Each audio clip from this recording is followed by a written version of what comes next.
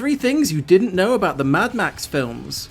Part 1, Mad Max, 1979. Number 1. Mad Max was never really intended to be a post-apocalyptic film.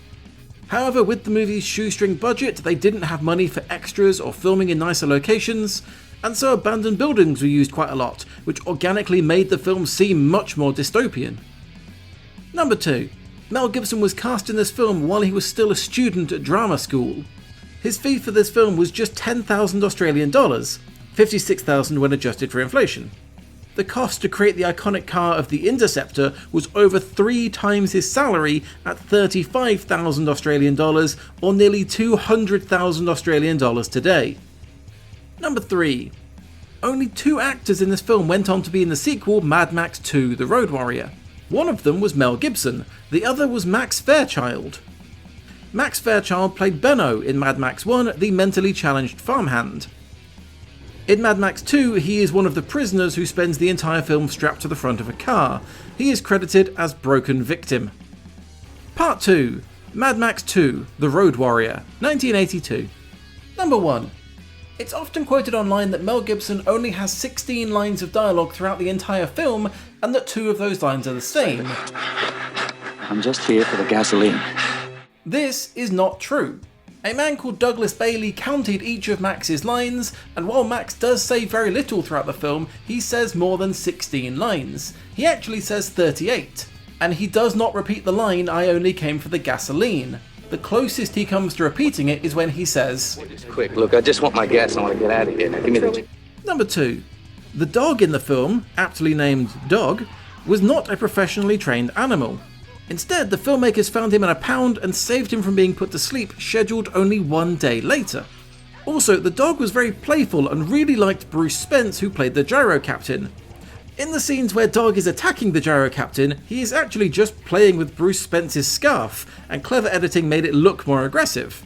After filming wrapped, the dog was actually adopted by one of the stuntmen for the film, Jerry Gausler. Number 3. In one scene, a motorbike crashes into a car and the driver is flung over the top and somersaults over and over. This looks very strange and almost comedic, and the reason is that is not how that stunt was supposed to go. The stunt driver accidentally hit the car and flipped over like this for real and actually broke his leg doing it.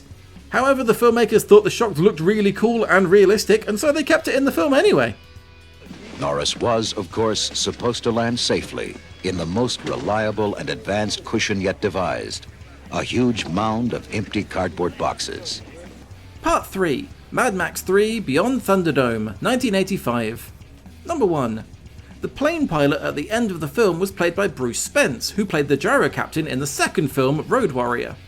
This is never commented on in the film, despite Bruce Spence playing a prominent role in both films who both interact with Max, and despite both characters playing pilots of a flying machine.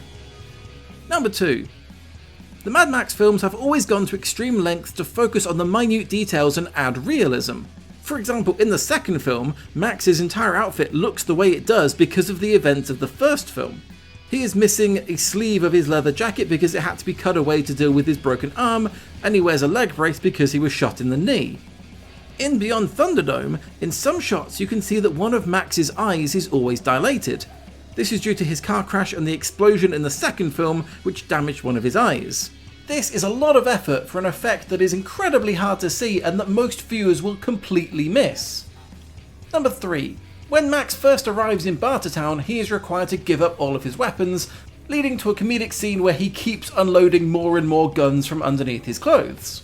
These weapons include a revolver, possibly his service gun from the first movie, and a crossbow that looks like the wrist crossbow from Wes in the second movie. Part 4, Mad Max Fury Road, 2015. Number 1. Hugh Keys-Byrne, who plays Immortan Joe in this film, actually also played Toe Cutter, the antagonist of the original Mad Max film way back in 1979. Number 2. When 2 of the breeders spot the attacking war party from the war rig, one of them looks using binoculars and another uses a telescope.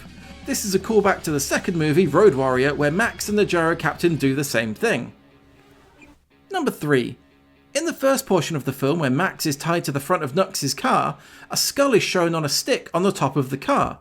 The skull has a mask on it that looks very similar to that of the gyro captain in the second movie, Road Warrior. So maybe Bruce Spence made it into this film as well.